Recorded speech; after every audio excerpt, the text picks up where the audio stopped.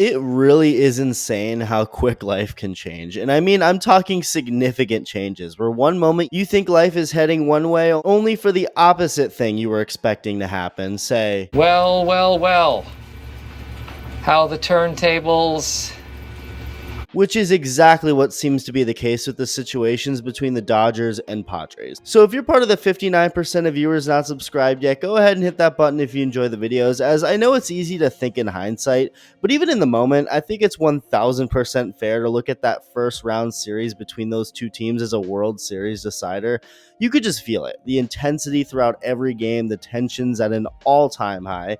You didn't fully know who was going to win, but it really did feel like whoever did was going to win the World Series. And well, that ended up as the case, at least in the reality that the Dodgers won. But there was a point in that series where it seemed completely one-sided from a Padres perspective. Like, things were not looking good for the Dodgers. Freddie Freeman's trying to get Machado out at second, only for the ball to hit him and ricochet into left field. Miguel Rojas tries to turn two, yet doesn't get one. Definitely not the plan there. David Peralta drives into the inning, completely unravels, and then Tatis just unloads on a Walker Buehler fastball. And in this very moment, forget Padres fans who were all pumped up. I'm willing to bet most Dodger fans in that moment were thinking the worst, that this was 2022 all over again. The Padres were going to win this series and maybe this time even go on to win the World Series. But what if I told you the Padres wouldn't score a single run the rest of the series after the Tatis homer? That'd be crazy, right? Well, that's exactly what happened. The offense just could not do a single thing against Dodger pitching for the final 24 innings of the series.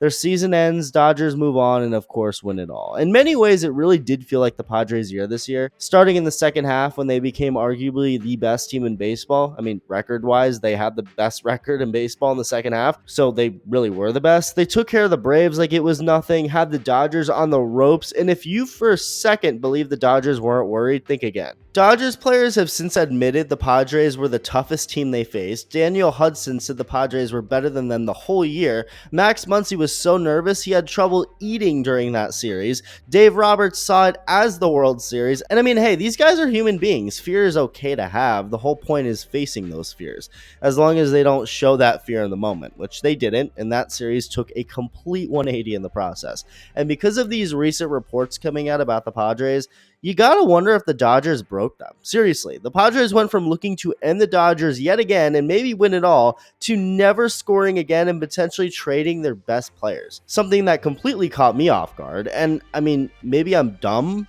for getting caught off guard by this, but I feel like most people feel the same as I do. I don't know. Let me know in the comments. But the first report I saw of this was the Padres entertaining a Dylan Cease trade. Now, from what we've seen with the pitching market so far this year, like with Blake Snell's contract with the Dodgers, Max Fried's with the Yankees, hell, even Luis Severino with the frickin' A's, the demand is very high for starting pitching. So if the Padres feel like they can take advantage of this desperation by trading Cease for a big return, I guess that's smart. They literally just traded for him not even a year ago, so that's partly why it's weird. But I mean, if the opportunity is there while he has just 1 year left on his contract, sure, maybe trade him. But that hasn't been it. It's being reported the Padres are listening on almost all their veterans and have received inquiries about starter Dylan Cease, but also infielder Luis Arraez and Xander Bogaerts.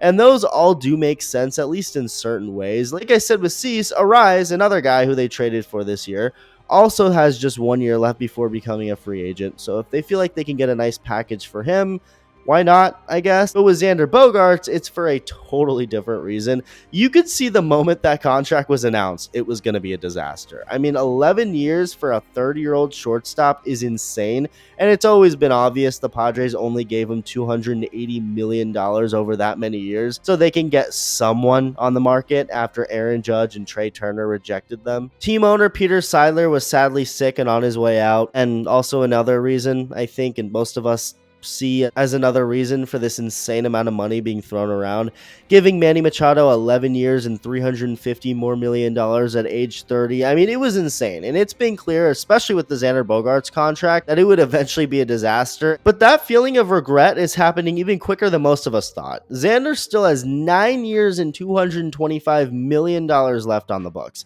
0 opt-outs, so obviously if they trade him, they're going to have to get nothing in return as far as players or prospects. Their goal would be to get get whoever trades for him to take on the rest of the money. And that's not going to be very easy to do. I would say, again, these could be good moves to make, but it also really does seem like a potential end of an era, or at least an attempt by the Padres to end it, to move in a really brand new direction and start spending less money. And I guess you could go back to the Juan Soto trade being the real start to that, but they still have a lot of their guys, but if they trade more of them, I mean, it really does seem like they're heading in that kind of a direction, which of course is not what their fans want to hear. And it's also something that never seemed to be on their mind, but I mean, from the outside looking in, what do we as fans really ever know?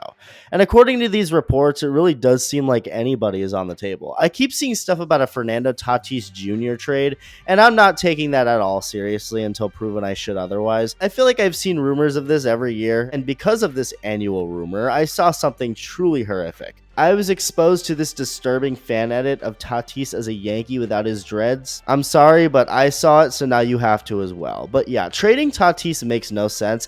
He's still so young, so good, and should be just entering his prime. I mean, like, what more would any team want? I mean, I'm sure they'd be open to an insane trade where they got some wild return, but that can go for literally any player. That doesn't make it any more likely or realistic. But to think this Padres team, one that had the best second half record in all of baseball, can look a lot different next year while the Dodgers continue to enjoy the fruits of their labor, and it doesn't seem to be ending anytime soon. The championship, adding Blake Snell, getting Shohei back on the mound, etc. I mean, they had the Dodgers point blank ready to kill until the opposite quickly became reality. And although nothing's happened yet as far as any trades, you gotta wonder if the Dodgers just helped push the Padres in a much bleaker direction, at least for the near future, than anyone would have anticipated just a few months ago. And it'll be really interesting to see what it all leads to. Let me know your thoughts, and thank you for watching.